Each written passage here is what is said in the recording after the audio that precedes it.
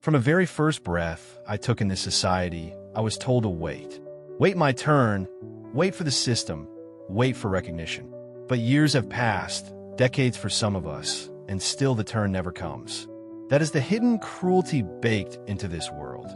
Those with power tell us to wait, but they never intend to give us what we are waiting for. They taught me silence, as if it were a virtue. Keep your head down.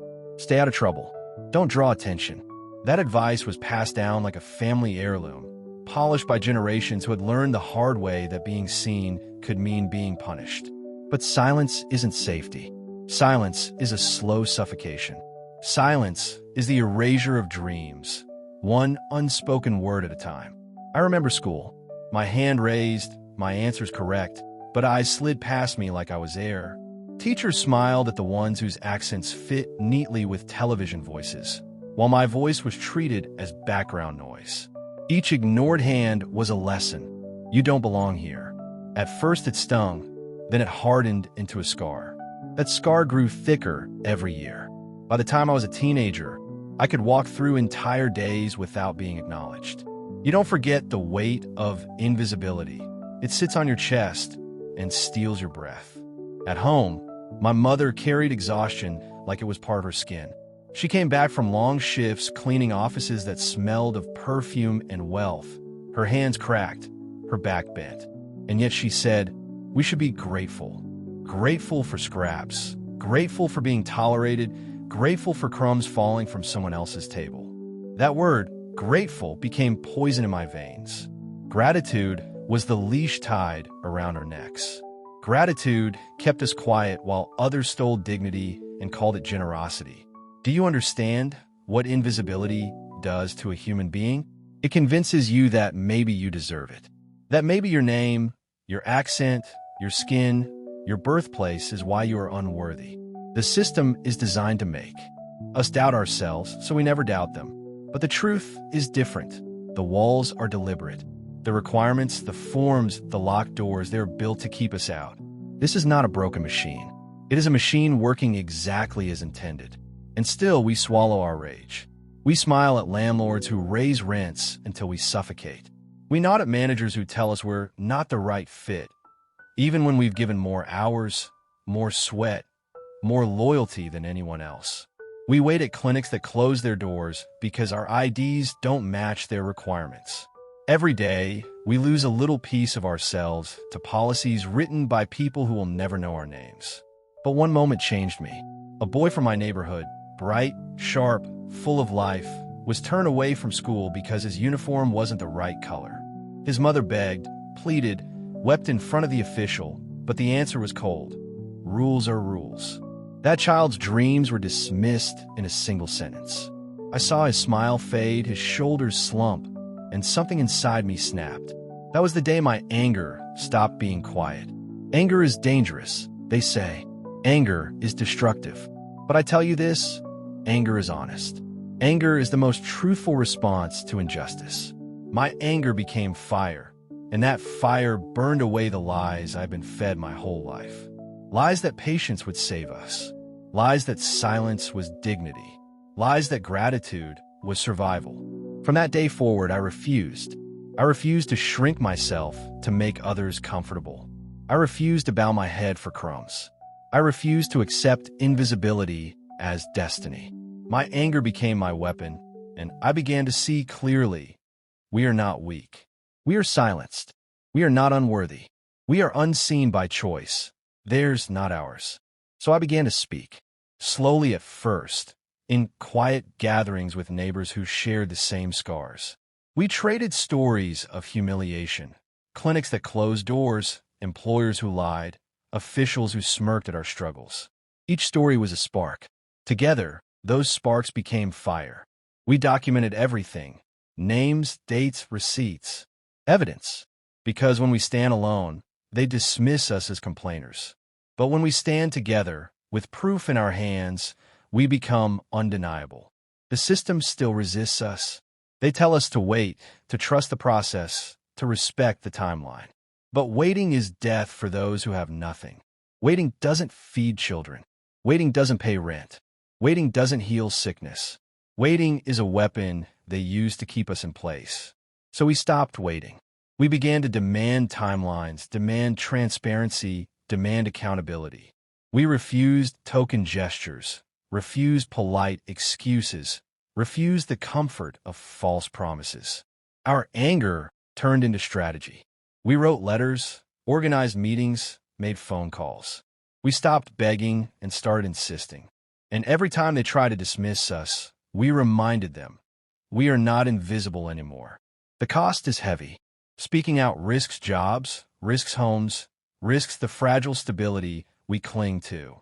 But the cost of silence is heavier. Silence means handing our children the same chains we wore. Silence means letting injustice pass as tradition. Silence means complicity in our own erasure. So I choose to be loud. Loud enough to shake the walls they built around us. Loud enough to drown out their excuses. Loud enough that the next generation never has to wonder if their voice matters. My anger is not destruction. My anger is creation. It is the creation of a new truth. We exist, we matter, and we will no longer be ignored. This is not patience. This is not gratitude. This is not silence. This is fire, and fire cannot be unseen. They tell us patience is a virtue.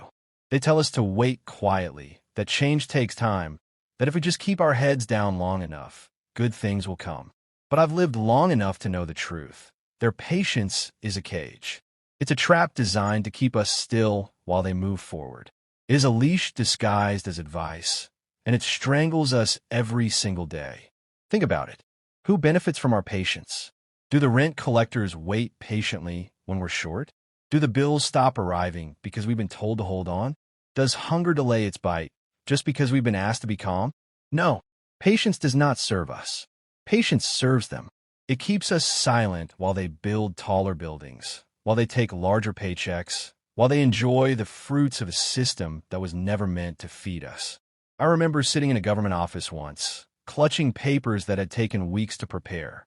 Every stamp, every signature, every piece of proof they demanded, I had it ready. I thought this time would be different, but when my number was called, the officer behind the glass barely looked at me. He shuffled my papers, frowned, and said, "Something's missing. You'll have to come back." My chest burned. I asked what was missing, and he waved me away like smoke. Next, that was it. Weeks of preparation, wasted in seconds. And outside, I heard the same phrase from people like me. We just have to be patient. Patient for what? Patient for the system to admit we exist? Patient for the gatekeepers to suddenly grow a conscience? No. That day, I learned that patience is not neutral.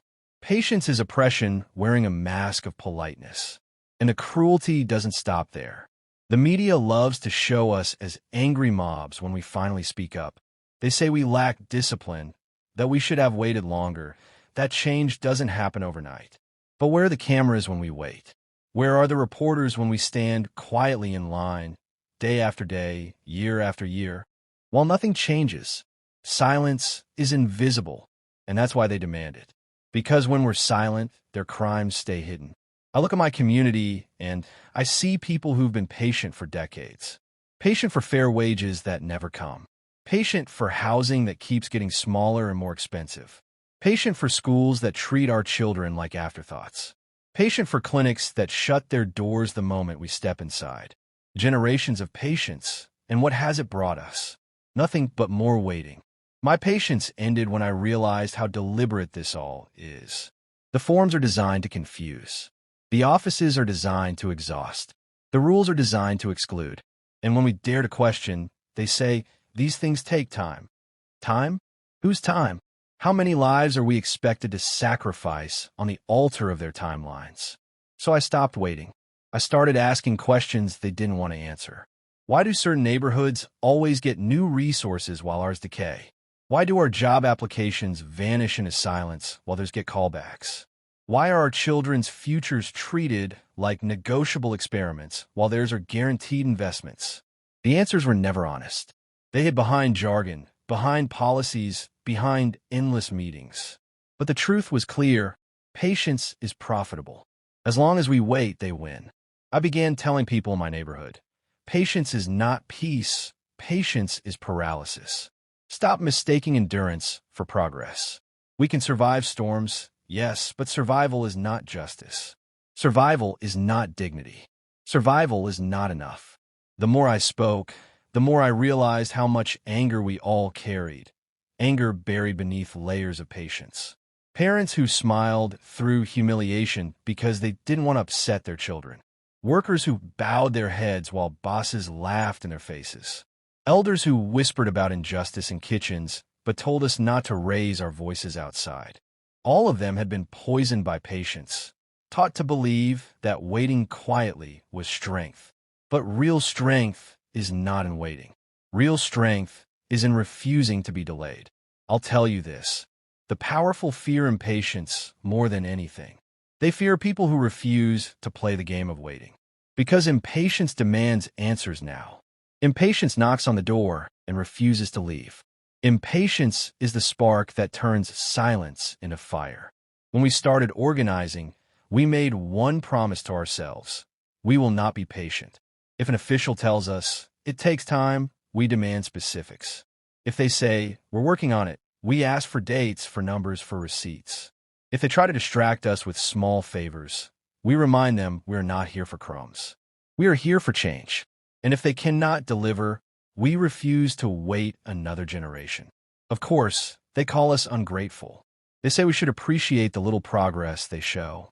A new sign here, a small grant there, a speech about commitment to the community. But appreciation doesn't feed families. Gratitude doesn't replace lost wages. Polite smiles don't heal broken systems. We don't need gratitude. We need justice. Patience is their shield. Anger is our weapon. Every time we refuse to wait, every time we demand clarity, every time we turn up the pressure, their shield cracks. That is why they beg us to calm down, to go home, to wait. Because they know if we stop being patient, the game is over. So let me say it clearly. I will not wait for dignity. I will not wait for justice. I will not wait for humanity to be recognized. I will not raise my children to believe that patience is their only inheritance. If justice delayed is justice denied, then patience delayed is life denied. And we have already lost too much life to their delays. Patience is a cage, and I have broken out of it. They think we only hunger for food. They think if our stomachs are full, we should fall silent. But hunger is not just in the body. Hunger is in the soul. Hunger is in the heart when dignity is stolen. Hunger is in the mind when every door is closed. And that hunger burns hotter than any fire. When you're denied dignity every single day, you begin to feel it like an ache in your bones. It is in the way the landlord looks at you as though you are lucky to be inside his building at all. It is in the way the boss talks over you in meetings, stealing your ideas and calling them his own. It is in the way officials glance at your documents and decide, without words, that you don't matter. Dignity is not a luxury. Dignity is the foundation of life. Without it, food is bitter, work is meaningless, and existence feels like exile. I remember standing in line at a clinic once. My neighbor, an old man with trembling hands, had been waiting since dawn. He needed medicine he could not afford, medicine that was promised to be subsidized. But when he reached the desk, the clerk told him there were no supplies. No apology, no explanation. Just a shrug. I saw his shoulders collapse. That's what the theft of dignity looks like. Not loud, not violent, but crushing in silence. He went home with nothing, not even the acknowledgement that his suffering mattered. Dignity is stolen in small ways every day. When your name is mispronounced on purpose. When your accent becomes a joke. When your children are told they don't belong in classrooms. When your pay is delayed and your complaints are ignored. These moments add up until your entire existence feels like begging for recognition. We don't want charity. We don't want pity. We want dignity. And dignity is our right. But here's the truth they don't want us to realize. Our hunger for dignity is dangerous to them. Because once people know they deserve more than crumbs, they will stop accepting crumbs. Once people demand respect, they stop bowing their heads. And once people understand that dignity is not given by rulers but claimed by the ruled, the entire system begins to shake. The powerful keep us fed just enough to survive, but never enough to rise. They offer minimum wages, knowing we will stretch them with impossible effort. They give us token programs and call them progress. They let us stand in lines for hours just to remind us our time is worthless. This is not an accident. It is design. Because the hungrier we are for survival, the less strength we have left to demand dignity. But hunger changes people. I've seen it. In my own reflection, in my neighbors, in my friends. There comes a point where survival is not enough. There comes a point where you're so tired of being invisible that your hunger transforms into rage. Rage that shakes walls. Rage that refuses to bow. Rage that says, enough. I still remember the first time we marched. Not thousands, not even hundreds, just a small group of us, tired of waiting, tired of begging, tired of pretending we were grateful. We walked with signs, not because we believed officials would suddenly care, but because we needed to remind ourselves that we were visible. For the first time in years, I felt air in my lungs. I felt tall. That's what dignity does. It makes you stand taller, even if nothing has changed yet. Of course, the media twisted it. They showed our faces and called us troublemakers. They said we were angry for no reason, that we were demanding too much. Too much. Is dignity too much? Is fairness too much? Is being treated as human too much? No. What is too much is their greed. What is too much is their corruption. What is too much is their arrogance. They want us to believe we are small, but dignity tells us otherwise. Dignity reminds us that every human being has worth. Dignity tells us we are not disposable. Dignity tells us that our hunger is righteous. And once that hunger spreads, there is no stopping it. I tell my community this every time we meet. Food can keep you alive, but dignity is what makes you human. And if they deny us dignity, then they deny us humanity itself. That is why our fight is not just about wages or housing or clinics. It is about reclaiming the humanity they have tried to strip away. The hunger for dignity grows stronger every day. It grows when a worker is cheated of pay. It grows when a child is mocked at school. It grows when families are pushed out of their homes. It grows when officials laugh in our faces. They think they are breaking us, but they are feeding the fire. Every act of disrespect is fuel. Every stolen moment of worth is tinder. And one day, the hunger will turn into a storm they cannot control. Let me say this clearly. We do not beg for dignity. We demand it. We do not wait for permission. We claim it. We do not whisper our pain. We shout it until the walls tremble. We will not accept a life where dignity is optional. They may have power, but we have hunger. And hunger, when it is for dignity, is unstoppable. They tell us to be silent. They tell us to wait. They tell us that things will get better if you just trust us. But silence is the oldest chain. Silence is the weapon of every oppressor. They don't need to beat you if they can convince you to shut your mouth. They don't need to lock you in a cell if they can lock fear inside your chest. From childhood, we are trained in silence. Don't question the teacher. Don't talk back to elders. Don't raise your voice in front of power. What they call respect is often just submission in disguise. And by the time we're grown, silence becomes second nature. We bite our tongues when bosses insult us. We swallow our anger when officials humiliate us. We tell ourselves, stay quiet, it's safer. But safer for who? For us?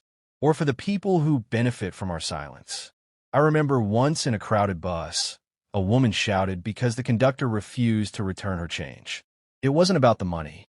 It was about dignity. But instead of supporting her, most passengers lowered their eyes. The silence in that bus was deafening. One man even told her to stop making a scene. That's how silence works. It protects the guilty and punishes the brave. Silence does not protect the weak. Silence protects the powerful. Every time we bite our tongue, corruption grows bolder. Every time we look away, injustice spreads. Every time we whisper instead of shouting, they grow more confident that we are afraid. And fear is their favorite tool. But silence is not natural. Children are born loud. Children cry when they are hungry, scream when they are hurt, shout when they are ignored. It takes years of discipline to teach people silence. It takes years of punishment to teach people to swallow their truth. Silence is trained. Silence is enforced. Silence is chained to us like a weight. They say don't complain, but complaining is not weakness. Complaining is the beginning of resistance. They say don't question, but questioning is not disobedience. Questioning is the seed of freedom. They say don't shout, but shouting is not chaos. Shouting is the voice of the unheard. I remember my first protest. I was trembling, not from fear of the police, but from the fear of speaking out loud. My voice cracked as I shouted the first slogan. But then the strangest thing happened. The fear broke. My voice grew stronger with every word. And I realized something. Silence was never safety. Silence was the cage. And once I broke it, I felt free. The chains of silence are not physical, but they are heavy. They weigh on every decision. Should I say something? Should I stand up? Should I defend myself? Should I tell the truth? And most people answer no, because they've been taught that silence is survival. But survival without dignity is not living. Survival without truth is just slow death. They want us quiet because they fear our voice. A single voice can echo through a crowd. A single shout can inspire hundreds. A single refusal to stay silent can light a fire that spreads across borders. That's why they tell us to keep quiet. That's why they punish whistleblowers, crush protesters, and mock activists. Not because silence is polite, but because silence is power and they want it for themselves. But here is the truth. Silence has an expiration date. People can be quiet for years, even decades. But the silence does not last forever. The pressure builds. The words unsaid pile up. The rage unspoken grows heavier. And then one day, the chain snaps. And when silence breaks, it does not return. It explodes. I've seen it. In the worker who finally screamed at his manager after years of abuse. In the mother who stormed the school after her child was humiliated. In the student who shouted back at the teacher for the first time. In myself, when I finally said enough. That moment is terrifying for the powerful, because silence once broken cannot be easily repaired. They can beat us, they can jail us, they can ban our gatherings. But they cannot put silence back into our throats once we have tasted our own voices. Once you speak truth, you cannot forget its power. Once you shout, you cannot return to whispers. The chains of silence are rusting. More and more of us are finding our voices. More and more of us are refusing to bow our heads. More and more of us are breaking free. And when enough chains break, there will be no stopping the sound. So I say this, do not be silent. Do not be polite when you are humiliated. Do not whisper when you are disrespected. Do not swallow your truth to protect their comfort. Your voice is a weapon. Your voice is a shield. Your voice is freedom. Use it. Let them fear the noise of the people. Let them tremble at the sound of our anger. Because silence was their comfort. Noise will be our revolution. They have tried everything to control us. They fed us lies. They drowned us in fear. They chained us in silence. They laughed at our pain, mocked our struggles, and crushed our dignity. But there is one thing they cannot control, our fire. And that fire is alive, growing, spreading, unstoppable. This fire did not start today. It has been burning for generations. It burned in the hearts of those who were beaten but refused to bow. It burned in the voices of those who were silenced but kept whispering truth. It burned in the fists of workers who demanded justice. It burned in the eyes of mothers who would not let their children starve. Every story of defiance, every act of resistance, every small refusal to surrender has been fuel. And now that fire is roaring. They think they can extinguish it with batons, but fire only spreads when struck. They think they can drown it with propaganda, but fire burns even brighter in darkness. They think they can bury it with laws, but fire seeps through cracks, rising stronger. They cannot control this fire because it is not in one person, not in one protest, not in one moment. It is in all of us. It is in every heartbeat that says enough.